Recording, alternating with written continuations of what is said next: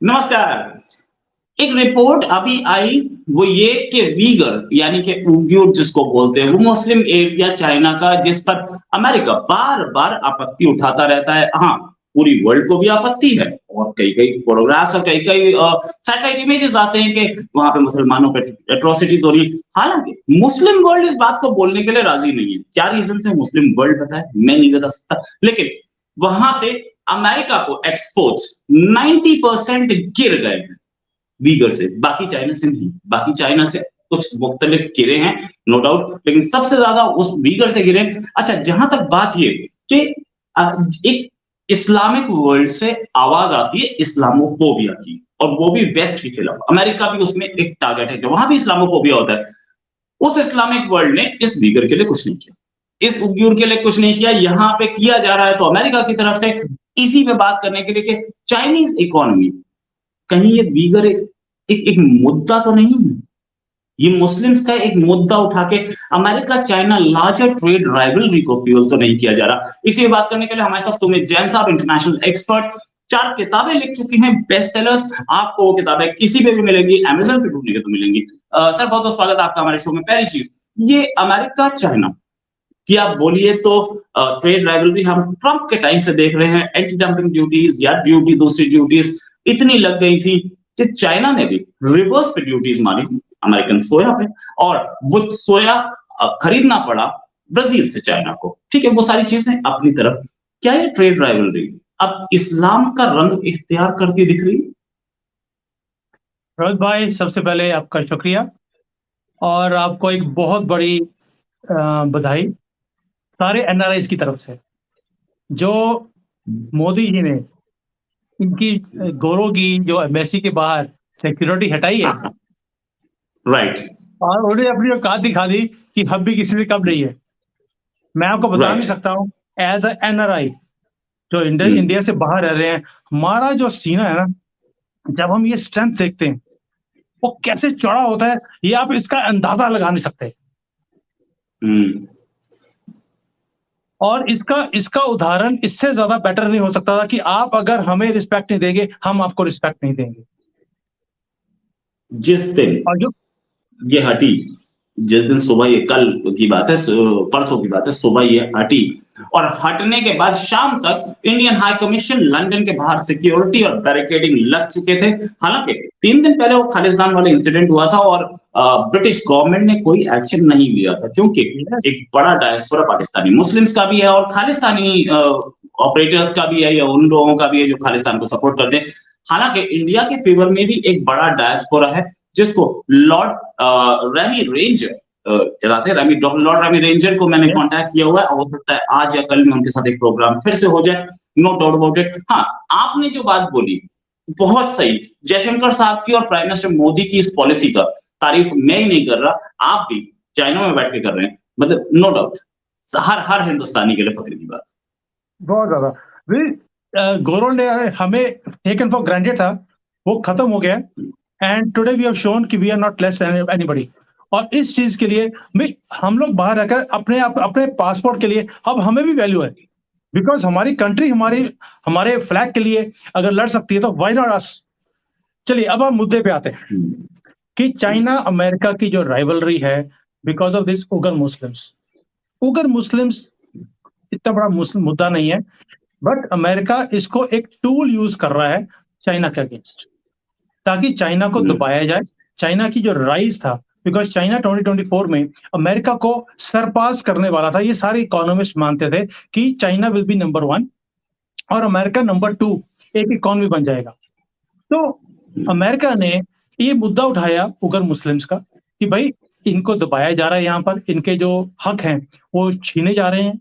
और यहाँ पर बिकॉज टेक्सटाइल का काम बहुत ज्यादा था, जो उगर जो शिनजियांग हम एरिया बोलते हैं, यहाँ से एक्सपोर्ट्स होते थे अमेरिका और यूरोप की तरफ, सिर्फ टेक्सटाइल्स। और उसके अंदर इन्होंने बहाना बनाया कि भाई उगर मुस्लिम्स को यूज किया जा रहा है इन कॉन्सेंट्रेशन कैंप्स के अंदर, उनसे फ्री लेबर करवाकर चीप प्रोडक्ट्स बनाए जाते हैं और उनको एक्सपोर्ट किया जाता है, उसको बंद किया जाए ताकि इस एरिया की इकोनॉमी को तबाह किया जाए। यहाँ के लोग फिर वहां पे प्रोटेस्ट करेंगे, गवर्नमेंट के अगेंस्ट आएंगे, बिकॉज उनकी डिमांड है कि हमें ये मुस्लिम लैंड चाहिए यहाँ पर, क्योंकि मुस्लिम जहां पे भी जाते हैं उन्हें अपना लैंड चाहिए। तो चाइना के अंदर भी इनकी डिमांड है कि हमें अपनी एक अलग कंट्री चाहिए, एक लैंड चाहिए, जो कि चाइना कभी भी एक्सेप्ट नहीं कर सकता। तो उनको भड़काने के लिए अमेरिका ने इनको इनकी इकोनॉमी को तबाह कर दिया यहाँ पर शिनजियांग में। और यहाँ पे भुखमरी अब इंक्रीज हो रही है इस एरिया में, और थोड़ा-सा अंदर से एक रिजेंटमेंट भी है गवर्नमेंट की तरफ कि भई आपने हमारी इकोनॉमी को तबाह कर दी यहाँ पर, हमारे लिए क्या कर रहे हो? तो अमेरिका इनडायरेक्टली चाइना के साथ एक पंगा ले रहा है, ताकि एक एरिया में डिस्टर्बेंस क्रिएट की जाए एंड वहाँ पर फिर एक विद्रोह का माहौल बना। So that is what America is doing right now. Right, right. अच्छा, अमेरिका तो कर रहा है नो डाउट, और वैसे भी ये जो ट्रेड राइवलरी है, लोग बोलते रहे जब ये ट्रेड राइवलरी शुरू हुई थी ट्रम्प के टेन्योर में, कि ट्रेड वॉर कभी भी कोई जीतता नहीं है। ये बात अमेरिकन एनालिस्ट बोल रहे थे, और ये भी बोला था कि इस ट्रेड राइवलरी में दोनों का नुकसान होगा। लेकिन ट्रम्प गए, बाइडेन आए, हमने वो जो ट्रम्प के टाइम के एक्शंस थे, वो रिवर्सल तो कहीं नहीं देखा। तो इस ट्रेड वॉर को बाइडेन ने कंटिन्यू किया। ये की ट्रेड वॉर अब कहां जाती दिख रही है, और इसमें इंडिया को कहां फायदा होता दिख रहा है? हमें पहले ही सेमीकंडक्टर्स में इंडिया को भयंकर फायदा होता दिखा है। सेमीकंडक्टर्स में इन्वेस्टमेंट आई है, सेमीकंडक्टर्स में हम लोग काम कर रहे हैं, और ताइवान जो कि सबसे बड़ा सेमीकंडक्टर का मतलब मेरे मोबाइल में, मेरे लैपटॉप में जितने सेमीकंडक्टर्स पूरी वर्ल्ड सेमीकंडक्टर से चल रही है, ये इसमें इसका 90% ताइवान से आता है, और ताइवान अब इंडिया से चाहता है कि इंडिया में काम शुरू हो। चाइना को छोड़ के और कहां-कहां ये राइवलरी हमें दिखेगी, साथ में इंडिया को कहां फायदा होगा? रोहित भाई, अगर आपने नजर डाली होगी तो एक रिपोर्ट आई है इकोनॉमिस्ट की तरफ से, जो इकोनॉमिस्ट ने एशिया के ऊपर एक रिपोर्ट डाली है 2023 की। उसके अंदर उन्होंने ये सारी बातों को कवर किया हुआ है, जिसमें इंडिया भी आता है, चाइना भी आता है, थाईलैंड, मलेशिया, ये सारी कंट्रीज आती हैं। उसके अंदर उन्होंने मेंशन किया हुआ है कि चाइना अगर अपना एटीट्यूड सही रखेगा, एटीट्यूड मींस अगर वो अपने आसपास के जितने भी कंट्रीज हैं उसके साथ राइवलरी, जो उसने एक एक स्ट्रेंथ की पोजीशन बनाई हुई थी, ताइवान के अगेंस्ट, जापान के अगेंस्ट, रशिया के अगेंस्ट, इंडिया के अगेंस्ट, अगर वो ये चीज नहीं करेगा तो उसकी इकोनॉमी 2023 में सबसे फास्टेस्ट राइज कर सकती है। बट उसके लिए इसे अपना अपना जो एटीट्यूड है वो चेंज करना पड़ेगा। बट द प्रॉब्लम इज, जो बिजनेस वर्ल्ड है उसने पिछले 3 साल की सख्तियों के कारण और इनकी इंटरनल पॉलिसीज के कारण उन्होंने अपना रुख अब चेंज कर लिया है, लकीली टुवर्ड्स इंडिया। एंड उसके अंदर इकोनॉमिस्ट के अंदर बताया गया है कि बीजेपी की जो स्ट्रेंथ है कंट्री के अंदर वो इतनी ज्यादा है, मोदी जी की इतनी ज्यादा पॉपुलैरिटी है कि यहाँ पे रेजिम चेंज होना नामुमकिन है आज की डेट में। और 24 की जो प्रिडिक्शंस हैं मोदी जी के वापस आने की, तो एक कंटिन्यूटी रहती है आपकी पॉलिसीज के अंदर, गवर्नमेंट पॉलिसीज में, बिजनेस आउटलुक में, तो उसका फायदा सबसे ज्यादा इंडिया को मिलेगा। और उन्होंने मेंशन किया है दिस इज इंडियाज मूवमेंट, और उन्होंने 5-6 क्राइटेरियाज दिए हुए हैं। क्राइटेरियाज में था जैसे फॉरेन ट्रेड इंडिया का चाइना से बेटर है, हमारा बिजनेस आउटलुक चाइना से बेटर है, environment for doing business China से बेटर है। हम अगर लैग डाउन कर रहे हैं उनसे, चाइना से, वो सिर्फ इंफ्रास्ट्रक्चर पे कर रहे हैं, जो कि अब मैचअप हो रहा है। 2024 के एंड तक हमारी सड़कें और हमारा इंफ्रास्ट्रक्चर अमेरिका से बेटर होगा, ये भी एक अनुमान है और गवर्नमेंट का प्रयास भी है इसके ऊपर। और उसके बाद है आपका टैक्स रिजीम, वो हमारा इवन चाइना से टैक्स रिजीम बेटर है, मोर ट्रांसपेरेंट है। तो अगर हम कोई भी पैरामीटर्स लेते हैं, how do we stand against China, तो चाइना के खिलाफ हमारा हर पैरामीटर में हम बेटर हैं आज की डेट में। और इसीलिए फॉरेन की जितनी कंपनीज हैं वो अब इंडिया की तरफ आने की सोच भी रहे हैं। अब आपने फॉक्सकॉन की बात करी है, Foxconn is one small part of the whole ocean of industries. और इसके अंदर जो रिपोर्ट है इकोनॉमिस्ट की, क्योंकि वो बहुत पैरामीटर्स को देखकर एक रिपोर्ट बनाते हैं और उसके बेसिस पे आप अपने डिसीजन भी ले सकते हैं। मैं खुद इस रिपोर्ट्स को यूज करता हूं अपने कॉर्पोरेट्स में। तो उसके अंदर क्या है कि उन्होंने बोला कि इलेक्ट्रॉनिक्स का जो इंडिया पहले सिर्फ एक कंज्यूमर था, आज एक्सपोर्टर बन गया है। हम मोर देन $1.5 बिलियन की एक्सपोर्ट्स महीने की इंडिया से कर रहे हैं। और पूरा जो एनवायरनमेंट रहता है, चिप मैन्युफैक्चरिंग, मोबाइल के कवर्स बनाने वाले, मेरे पास अभी एक कंपनी कल परसों आके गई है इंडिया से, वो देख रहे हैं कि जो मोबाइल के कवर्स हैं, जो शीशा ऊपर का, वो इंडिया में बनता नहीं है, उसके केमिकल्स चाहिए उनको, वो जापान से आते हैं और चाइना के अंदर भी हैं, वो मिलता है आपको वो पाउडर, तो वो चाहते हैं कि इंडिया में ही बने। तो ऐसे-ऐसे कंपनीज़ अब यहाँ पे जॉइंट वेंचर्स अब कर रहे हैं ताकि इंडिया में वो प्रोडक्ट्स बनने शुरू हों, तो इसलिए जो आउटलुक है इंडिया का, वो चाइना से मच मच बेटर है।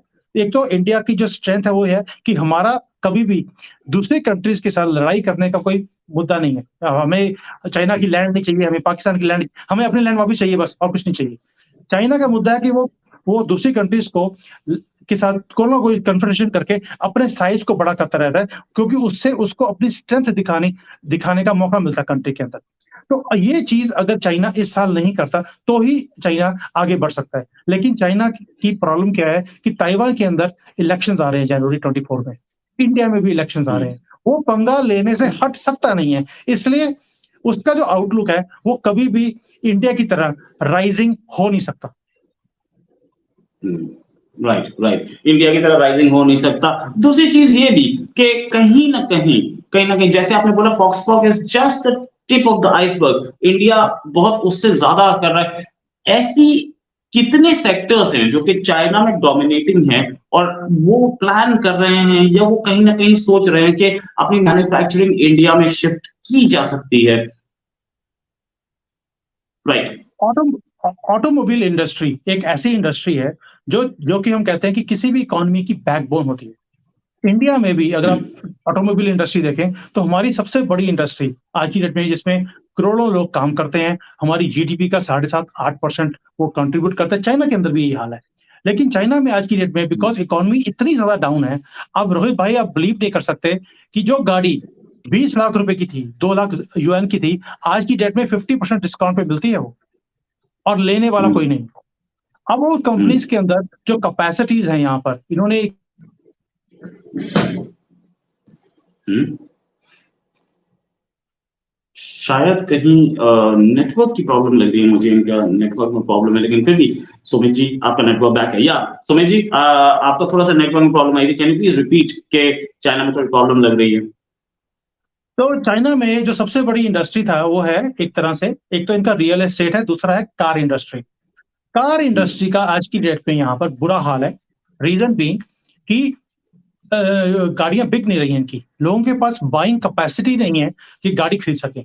जिस कंपनी की प्राइस इंडियन रुपीज़ में 20 लाख थी, आज उसको उसके ऊपर 10 लाख का डिस्काउंट मिल रहा है आपको कि आप गाड़ी खरीद लें। लेकिन गाड़ी खरीदने वाला कोई नहीं है। इतनी बुरी हुँ, हालत है कि जो कंपनी 5 लाख गाड़ी साल का बना सकती है, उसकी सिर्फ 40,000 या 50,000 गाड़ियाँ बिकी हैं अब पहले 6 महीने में। तो हुँ, अगर हम इस तरह से देखें, तो वो कंपनीज़ के पास इतनी कैपेसिटीज़ है और इंडिया ने एंटी डंपिंग लगाया हुआ है कि चाइना से गाड़ी इंपोर्ट नहीं हो सकती। अब इनके पास एक ही चॉइस है कि वो गाड़ी हुँ, मैन्युफैक्चरर्स इंडिया में आकर अपनी फैक्ट्री लगाएँ, और यहाँ पे फैक्ट्री लगाएँगे हुँ, तो मार्केट खुली है हमारे पास, सबका स्वागत है। भाई टेस्ला को छोड़कर पूरे वर्ल्ड की सारी कंपनीज़ हमारे पास हैं। चाइनीज़ ब्रांड तो कोई भी नहीं है जो इंडिया में बनाता है, और जो आता भी वो इम्पोर्ट होके आती है, उसकी प्राइसेज़ बहुत हाई हैं। तो इसलिए अब चाइना की कंपनीज़ अभी 2 हफ्ते पहले एक एक्सपो लगा था यहाँ पर, इसका ऑटोमोबाइल्स का। उसमें सारी कार कंपनी जो चाइना की है, उन्होंने एग्ज़िबिट किया था। मैं एज़ अ विज़िटर वहाँ पे गया भी था। तो जब लोग देखते हैं वहाँ पर, एक तो यहाँ पर चाइना में कोई ज़्यादा फॉरेनर्स है नहीं, सारे तो वापस चले गए। तो जब मैं वहाँ पे जाता हूँ तो सब वी गेट हाई ये इंडिया से, मोदी जी, मैं कि एवरीबॉडी नोज़ कि ये इंडिया मीन्स मोदी। ये हालत पहले था हुँ, कि इंडिया मीन्स सचिन तेंदुलकर। तो अभी हो हुँ। गया है राइट, कि right, right. India India means Modi ji. तो देन दे स्टार्ट सेइंग कि यार तुम लोगों का क्या बड़ा अच्छा किस्मत है कि you have a prime minister like this and we want to come to India because they also want to know कि इंडिया की इकोनॉमी हम सुन रहे हैं कि बहुत ज्यादा तेजी से आगे बढ़ रही है, क्या आउटलुक है, एंड वहां पे हम अगर इंडस्ट्री लगाना चाहते हैं तो क्या सिस्टम है, क्योंकि यहाँ पर सिस्टम ये है कि अगर आपको इंडस्ट्री लगानी है तो आपको लोकल प्लेयर के साथ जॉइंट वेंचर करना पड़ेगा। 51% जो शेयर होल्डर है वो लोकल पार्टनर रहेगा, फॉरेन कंपनी 49% की शेयर होल्डर रहेगी, और सारे उसको अपने डिजाइन और सारा कुछ उसको देना पड़ता है फॉरेन कंपनी को। इंडिया में उनको था कि क्या इंडिया में भी ऐसा होगा? ये तो नहीं कि हमारी टेक्नोलॉजीज कॉपी हो जाएंगी, बल्कि एक कॉपी मास्टर जिसने दुनिया भर के टेक्नोलॉजीज को कॉपी किया है, उसको डर है कि उसकी अपनी हुँ, टेक्नोलॉजी की कॉपी ना हो जाए इंडिया में। वो आना हुँ, चाहते हैं, हुँ। Right, right, right. They want to come, हुँ, और वो यहाँ पर आकर फैक्ट्रीज लगाना चाहते हैं। वो इवन पार्टनर्स को ढूंढ रहे हैं। तो मेरा तो काम ही है कि मैं जॉइंट वेंचर्स करवाता हूँ कंपनीज के अंदर। तो वी आर ब्रिंगिंग देम। हम इन चाइनीज कंपनीज को भी इंडिया लेके आ रहे हैं कि इंडिया में आए, बनाए और यहाँ बेचें। तो इसलिए अगर आप पूछेंगे कौन से सेक्टर्स हैं जहां पर चाइनीज इकोनॉमी की कंपनीज हैं वो शिफ्ट हो सकती हैं, तो उसमें एक ऑटोमोबाइल एक वन थिंग है, दूसरा है इलेक्ट्रॉनिक्स। भाई सॉफ्टवेयर, मैं तो चाइना वालों को हमेशा बोलता हूँ कि आप चाइना इंडिया बोलते हो, आप इसको छोड़कर आप एक जॉइंट वेंचर क्यों नहीं करते, इसको बोलते चिंडिया।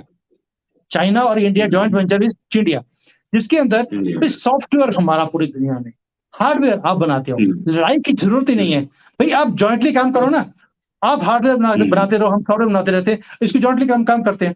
And so now electronic companies एक एक करके शिफ्ट हो रही है इंडिया में। आप बिलीव करेंगे कि मुझे अभी पता लगा है इस एक्सपो में जो गाड़ी वाला और इलेक्ट्रॉनिक्स का था कि 2014 से पहले इंडिया में जो मोबाइल फोन्स थे 99% इंपोर्ट होते थे। आज 2023 में 99% मोबाइल्स इंडिया में बनते हैं और अब हम एक्सपोर्ट कर रहे हैं। और ये मुझे इंडियन किसी मीडिया से पता नहीं लगा, ये मुझे चाइनीज वाला ने बताया मुझे कि यार हमारा इतना बड़ा मार्केट था, आपके मोदी जी ने सब कुछ खत्म कर दिया हमारा। तो अगर आप चाइनीज का जो इकोनॉमी है उसका बेस था इलेक्ट्रॉनिक्स, उसका बेस था कार इंडस्ट्री, उसका बेस था रियल एस्टेट, सब कुछ तो खत्म कर दिया। दो को हमने खत्म कर दिया मोदी जी ने, और रियल एस्टेट इन्होंने अपना खत्म कर दिया। तो अगर आप बोलते हैं कि इनमें से और क्या चीजें आ सकती हैं, उसमें है मेडिकल।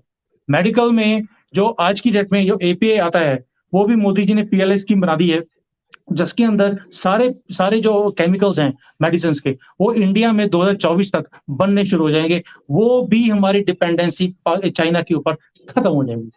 तो आप देखिए कि अगले 2 साल में इंडिया का जो आउटलुक है वो चाइना से मच मच बेटर है इन एवरी सेक्टर। इसलिए हमें किसी, हमारी जो स्टैंडिंग है आज की डेट में इतनी स्ट्रांग है, हमारी फुटिंग इतनी स्ट्रांग है, ये तो लड़खड़ा रहे हैं आज की डेट में, इनको बचाने वाला कोई नहीं है। लेकिन इंडिया के साथ सबसे अच्छी बात क्या है कि हमारे रिलेशंस पूरे वर्ल्ड में सबके साथ बहुत अच्छे हैं, हमारे फ्री ट्रेड एग्रीमेंट्स हो रहे हैं। भाई there is a trust factor, China के साथ किसी का ट्रस्ट फैक्टर ही नहीं है, नोबडी ट्रस्ट देम। इसलिए इनके साथ कोई फ्री ट्रेड एग्रीमेंट करने को तैयार नहीं है, कोई इनके साथ इंडस्ट्री जॉइंट वेंचर लगाने को तैयार नहीं है। तो इसलिए अगर आप बोलेंगे कि इंडिया और चाइना का कंपैरिजन और इनकी कौन सी सेक्टर्स हैं जो स्ट्रांग है, तो मेरे हिसाब से आज की डेट में इनका कोई भी सेक्टर स्ट्रांग नहीं है, सारे लड़खड़ा रहे हैं। रोहित भाई, इससे ज्यादा बुरी हालत क्या होगी कि बैंक्स के जो हाउसिंग लोन्स दिए हुए हैं बैंक में, उसकी रीपेमेंट्स वापस नहीं आ रहे हैं। एनपीएस हो गए हैं more than 5 trillion RMB. Banks ने वो प्रॉपर्टीज टेक ओवर कर ली हैं, वो प्रॉपर्टीज 50% से भी कम प्राइस में बेचने की कोशिश कर रहे हैं, बैंक बेच नहीं पा रहा है, और बैंक ने वो प्रॉपर्टीज आज रेंट पे देनी शुरू कर दी ताकि कुछ रेंट ही आ जाएगा। कैन यू बिलीव, एक बैंकर जिसका काम लोन देना और लोन की रिकवरी करना है, वो आज रेंट पे प्रॉपर्टी दे रहा है क्योंकि उसकी प्रॉपर्टीज बिक नहीं रही। सही सही बात है। कुछ कुछ या प्रॉपर्टी स्लम तो एक ट्रबल है ही। और सच में चाइनीज प्रॉपर्टी एक प्रॉब्लम आई ऐसी। 1/3 of the Chinese economy, China की इकोनॉमी छोटी साइज नहीं है, वास्ट मैग्नीट्यूड है, और उसका 1/3 टोटल इंडियन इकोनॉमी के बराबर स्लम्प था चाइना में। एवरग्रांड ने इसको लीड किया था और बाकी भी उस वर्लपूल में अंदर घुस गए। अगर बात करें कि चाइनीज मैन्युफैक्चरिंग सेक्टर जिसकी सब तारीफ करते फिर रहे हैं, और एक खबर ये भी आई कि 40% ऑफ द डिमांड, मतलब जो जो राइज होगा इस साल ग्लोबल इकोनॉमी में, वो ऑयल का जो डिमांड है वो rise 40% rise in demand should come from China.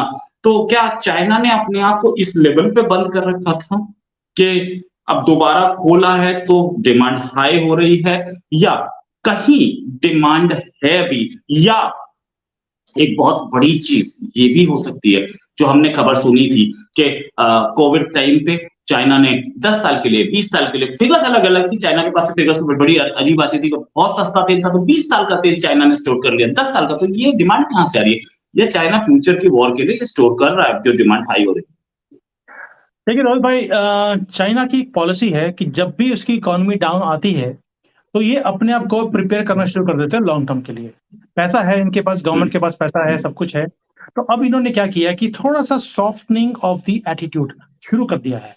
जैसे आपने देखा होगा कि बैलून वाला केस हुआ था, तो बैलून पकड़ा गया अमेरिका के अंदर, तो उन्होंने शूट डाउन किया, तो चाइनीज ने पहली बार माफी मांगी है, भी ये हमारे से मिस्टेक हो गया। जबकि आप चाइनीज की तरफ से आप कभी भी माफी आप सोच भी नहीं सकते। दैट मीन्स कि थोड़ा सा सॉफ्टनिंग एक स्टैंड है, ताकि वर्ल्ड में जो लोग एंटी चाइना एक एक माहौल बना हुआ है, वो थोड़ा सा कूल डाउन हो जाए। क्यों? क्योंकि इनकी इकोनॉमी डाउन है, और उस इकोनॉमी को ऊपर करने के लिए सबका साथ, जैसे मोदी जी बोलते हैं सबका साथ सबका विकास, वो वाला चीज अब इनको भी समझ आनी शुरू हो गई है कि ये एक फॉर्मूला है आगे बढ़ने के लिए। तो अगर ये एटीट्यूड रहा यहाँ पर, और सेकेंडली अभी इन्होंने क्या किया, अपनी इकोनॉमी खोली है, एग्जीबिशन लगनी शुरू हो गई हैं, नए नए प्रोडक्ट्स वहां पे इन्होंने लॉन्च करना शुरू कर दिए, तो इनको लगता है कि वो सारे प्रोडक्ट्स जब बिकेंगे तो इकोनॉमी राइज होगी इनकी। और वर्ल्ड को भी लगता है कि चाइना का दोबारा से मेन स्ट्रीम में आना और सप्लाई चेन्स को बहाल करना, ये बहुत इंपॉर्टेंट है। नहीं तो प्राइसेस इतने हाई हो जाएंगे कि लोगों की परचेजिंग पावर से बाहर निकल जाएगी चीजें। तो एक आउटलुक है कि चाइना राइज करेगा, लेकिन China is not the only factor. India की तरफ लोगों की नजरें इतनी स्ट्रांगली बैठी हुई हैं कि अगर इंडिया में राहुल गांधी जैसे बेवकूफ कोई बेवकूफी बड़ी बड़ी ना कर दें और इसकी पॉलिटिकल सिनेरियो को खराब ना करें, तो दिस इज इंडियाज मूवमेंट। तो वर्ल्ड की जो ग्रोथ है वो चाइना अकेला नहीं, इंडिया एंड चाइना दोनों इकट्ठे मिलकर लेके आ सकते हैं। Right, right. अच्छा, अच्छा, एक चीज और बताएं तो राहुल गांधी को सजा हुई है आज 2 साल की। उनकी उनकी लोकसभा मेंबरशिप जा सकती है, हालांकि 2 साल के बाद ब्लेम सजा के बाद बेल भी मिल गई उनको। मैं ये बात बोलना चाहूंगा कि कुछ कुछ खबरें ऐसी भी हैं जो कि इस टॉपिक से बाहर है, जो हम कभी कभी बोल देते हैं। नो डाउट सजा हुई, ठीक है, फाइन। राहुल गांधी अपना काम कर रहे हैं और राहुल गांधी की लीगल टीम भी उस पर काम कर रही होगी। अगर बात करें तो फाइनल क्वेश्चन आपके साथ, where do you see Chinese economy and Indian economy clashing now? ये हम दोनों का क्लैश कहाँ होगा और हम किस लेवल तक जा करके टक्कर लेंगे? रोहित भाई, क्लैश तो ऑलरेडी शुरू हो गया। मोदी जी ने जैसे ही इनके एप्स बंद करने शुरू किए, इनके ऊपर एंटी डंपिंग ड्यूटी लगानी शुरू करी, इनकी आहिस्ता आहिस्ता वो पेच कसते जा रहे हैं।